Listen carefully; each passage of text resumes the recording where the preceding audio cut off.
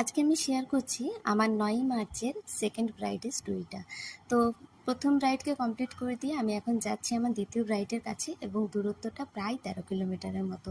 মাঝখানে একটা বেশ লম্বা জঙ্গল পড়ে, আর শালের কচি কচি পাতাও বেরিয়েছে।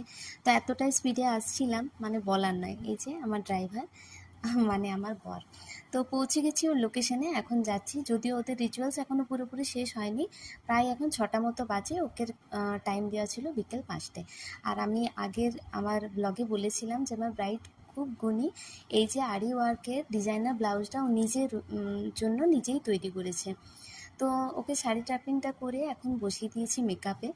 আর আজকে ও চেয়েছিল রেড লিপস, সেই জন্য আমি আই মেকআপটা ও রেখেছিলাম নিউডের উপর। রেড লিপস ছাড়া ব্রাইডের কোনো রকম কোনো ডিমান্ড ছিল না, পুরোটাই আমার নিজের মনের মতো করেছি। আর যেহেতু স্কিনটা ছিল ভীষণ প্রবলেমেটিক, সে কারণে আমি চেষ্টা করেছি ওকে যতটা ফ্ললেস মেকআপ প্রোভাইড করা যায়, এবং যাতে ওর দিনটা আরও স্পেশাল করে তুলতে পারি সেটাই আমি চেষ্টা করছি। সেই কারণে এই ক্লোজ শটটা তোমাদের সঙ্গে শেয়ার করছি। এখন সেট করছি ওর হেয়ার, মানে লাস্টের দিকে, কাজ ফিনিশের দিকে।